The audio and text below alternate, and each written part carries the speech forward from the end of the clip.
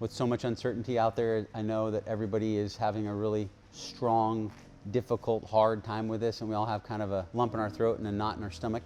There are so many uncertainties right now and unknowns right now that we just need to be respectful, and I think that two things come to mind: trust and respect. To understand that the way that we are given trust is that we give it first. There are many members of our team right now who are concerned about bringing this virus home to their families, and they want nothing to do with being around other people right now. I respect them for it, and I honor them for being so transparent and communicating that to me. I don't know what the answers are, I don't, but what I do know is this: that it's a time for each and every one of us to look inside, not to look outside for answers. Nobody's coming to save me. Nobody's coming to save any of you. This is a time when individuals are going to make the difference for the greater good. And when I look inward, I feel like, what can I do? How can I contribute? How can I continue to be of service to as many people as possible? I've always said health is our greatest treasure. If anything comes of this ordeal, it will be that recognition. People will start to really take better care of themselves. We're going to take advantage of some of the legislation that's been enacted to help us continue, to provide whatever service we can provide for our patients. But the service that I'm most interested in providing them is connection. We're here for you.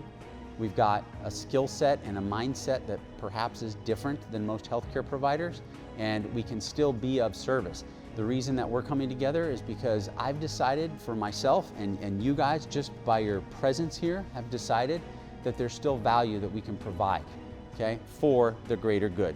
I honor each of you guys for being here. I'm eternally grateful that you see a bigger picture here. I still don't know what this looks like as it continues to change on a daily, hourly, weekly, monthly basis. I do believe that it's going to be in a much better place with regard to how people take care of themselves and how we are seen as being able to take care of others. Our knowledge of just lifestyle and how lifestyle impacts every single part of our health. And remember that every single part of our life affects every other part of our life. If you're not healthy, physically healthy, you're not going to show up at home the way you need to show up at home for your spouse, for your children. Our work has been interrupted. For millions and millions and millions of people, that same predicament is true. Across the United States, we're just in a place we've never been before. Let's create value for people. We're creating it for ourselves. Not knowing what your purpose is and not feeling like your life has meaning, that is the toughest thing for a human to deal with. But this is a way to deal with it. You just engage with others. You take one step forward and you keep moving forward in whatever direction you find, and you maintain control of one thing that we all have control over, and that is our attitude. We need to help them through this with our presence. A phone call will give them a little bit of hope. I'm already responding to emails from patients and texts from patients, and they're responding to me with such a tremendous outpouring of gratitude and of thanks and of hope, and just that has value.